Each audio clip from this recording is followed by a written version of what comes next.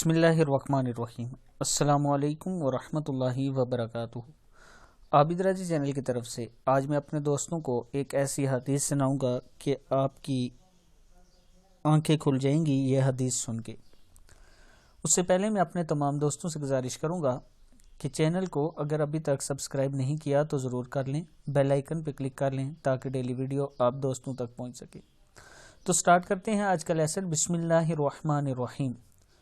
एक लुकमा हराम और तमाम मुसीबतों की जड़ है। रसूलुल्लाह सल्लल्लाहु अलैहि वसल्लम का फरमान है। हज़रत अबू हुरैरा रज़ियल्लाहु अन्हु फरमाते हैं कि रसूलुल्लाह सल्लल्लाहु अलैहि वसल्लम ने फरमाया, तुम में से कोई शख्स अपने मुंह में मट्टी बार ले, ये इससे बेहतर है कि अपने मुंह में हराम माल डाले। तिरमिज़ी की हदीस के रसूलुल्लाह सल्लल्लाहु अलैहि वसल्लम कहते हैं कि अगर आप हराम माल खाते हो तो उससे बेहतर है कि मट्टी भर लिया करो अपने मुंह में। इस हदीस के अगर मफ़हूम में जाएं तो आपको मालूम होगा कि इस हदीस का मफ़हूम ये है कि जो आप हराम खाते हो वही तमाम मुसीबतों की जड़ है।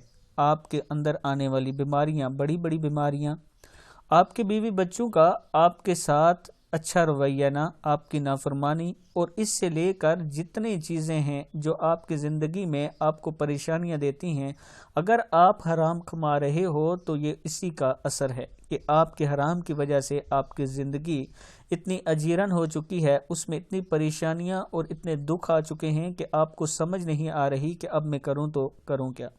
तो दोस्तों, शुरू से ही हमें अपनी आदत बनानी चाहिए कि बेशक थोड़ा खाएं, कम खाएं, एक दिन का एक वक्त का ना खाएं, लेकिन खाएं जब भी तो हलाल खाएं। इससे हमारी ज़िंदगियां भी महफूज रहेंगी, हम पर ये अल्लाह ताला के अजाब भी नहीं आएंगे, हमारे बीवी बच्चे भी हमारे साथ हुस्न सलूक और अच्छे तरीके से बात करेंगे, हमारे फुर्माबरदार होंगे और माशरे में भी हमारी इज्जत होगी। आज का इस हदीस का मेरा आप लोगों तक यही पैगाम है कि रसूलुल्लाह सल्लल्लाहु अलैहि वसल्लम की इस हदीस को समझो, गौर से सुनो और इसको समझो।